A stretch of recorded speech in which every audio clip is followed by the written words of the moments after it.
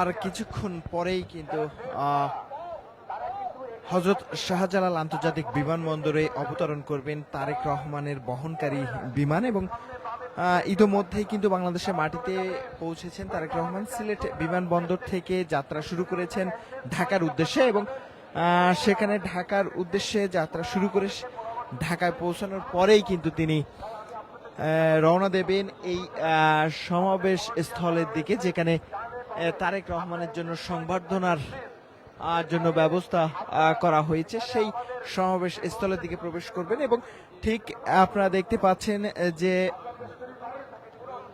কুড়িল বিশ্ব রোড ফ্লাইওভারের থেকে নেমে আসা ৩০০ ফিটের দিকে যে ফ্লাইওভারটি, সেই ফ্লাইওভারটি ফাঁকা করে রাখা হয়েছে, যেখান দিয়ে আসলে প্রবেশ করবেন তারেক রহমানের গাড়ি বহর এবং তাকে স্বাগত জানাতে ইতোমধ্যেই কিন্তু এয়ারপোর্টে কেন্দ্রীয় নেতৃবৃন্দ পৌঁছে গিয়েছেন এবং তারা কিন্তু তাকে স্বাগত জানিয়ে এখানে নিয়ে আসবেন এবং এই যে সড়কটি দেখতে পাচ্ছেন, ঠিক এই সড়ক দিয়েই প্রবেশ করবেন নির্দিষ্ট তার যে জন্য যে সমাবেশের যে মঞ্চ তৈরি করা হয়েছে, যেখানে তাকে সংবর্ধনা দেওয়া হবে, সেই সংবর্ধনা স্থানে তিনি প্রবেশ করবেন এই সড়ক দিয়েই।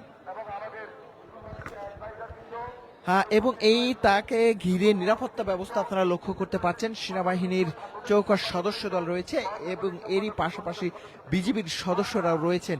একই সাথে রাস্তার দুপাশে হাজার হাজার নেতাকর্মীরা রয়েছেন, যারা তারেক রহমানকে স্বাগত জানাতে উচ্ছ্বাস, উদ্দীপনা এবং তার প্রতি যে ভালোবাসা সেটি কিন্তু প্রকাশ করছেন। এবং ইতিমধ্যেই আমরা লক্ষ্য করছি এখনো পর্যন্ত বিভিন্ন জেলা উপজেলা থেকে সমাবেশের উদ্দেশ্যে কিন্তু নেতা কর্মীরা আসছে এবং খন্ড খন্ড মিছিল নিয়ে আসলে সমাবেশ স্থলে প্রবেশ করছেন বিভিন্ন পর্যায় থেকে আসা বিএনপির নেতা কর্মীরা। একই সাথে যদি আপনাদেরকে একটু জানিয়ে রাখি যে আজ কিন্তু তারেক রহমান দেশে ফিরেছেন, ইতোমধ্যেই বাংলাদেশের মাটিতে তিনি কিন্তু ফিরেছেন এবং সিলেট থেকে তিনি ঢাকার উদ্দেশ্যে রওনা দিচ্ছেন এবং দীর্ঘ 18 বছর পরে কিন্তু এই তারেক রহমান আসলে দেশের উদ্দেশ্যে যাত্রা শুরু করেছেন এবং যেটিকে কেন্দ্র করেই কিন্তু নেতাকর্মীদের মধ্যে ব্যাপক উচ্ছ্বাস এবং উদ্দীপনা কিন্তু আমরা লক্ষ্য করতে পারছি। আমরা যদি একটু কথা বলার চেষ্টা করি এই যে ৩০০ ফিটে আসা নেতা কর্মীদের সাথে একটু কথা বলবো যে দীর্ঘ 18 বছর পরে আসলে তারেক রহমান দেশে ফিরছেন, কেমন উচ্ছ্বাস এবং উদ্দীপনা লক্ষ্য করছেন? খুব আনন্দের সাথে আমরা এখানে অপেক্ষা করছি ওনাকে এক নজর দেখার জন্য।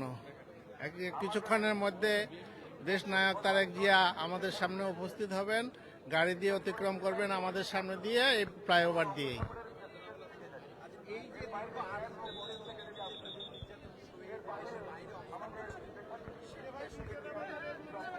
সেটা রাজনৈতিক প্রেক্ষাপটে উনি শিকার হয়েছেন, সেটা কিছু করার নাই।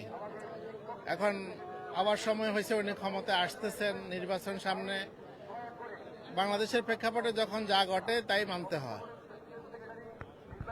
আপনার কাছে একটু জানতে চাই,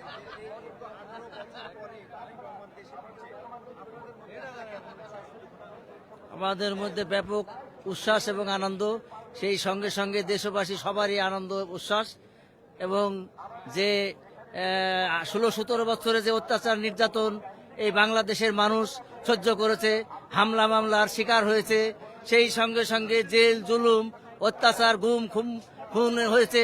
আশা করি এই গুম খুনের হাত থেকে এই দেশবাসী রক্ষা পাবে এবং জনগণ যে নির্বাচন করতে পারেনি, এই 16-17 বছর ভোট দিতে পারেনি, আশা করি আগামী দিনে যে এই দেশে বাংলাদেশের জনগণ সুন্দর সুষ্ঠুভাবে ভোট দিয়ে আমাদের দেশ নেতা জনাব তারেক রহমানকে ক্ষমতায় নিয়ে যাবে। সেই সঙ্গে সঙ্গে দেশের যে দুর্নীতি, যে অপশাসন, যে দুর্নীতি বিগত সরকারের আমলে, স্বৈরাচারী শেখ হাসিনার আমলে হয়েছে, এই দুর্নীতি যাতে আর এই বাংলাদেশে ফিরে আসতে না পারে, এই দেশবাসীর চাওয়া পাওয়া এবং সেই সাথে আমারও চাওয়া পাওয়া।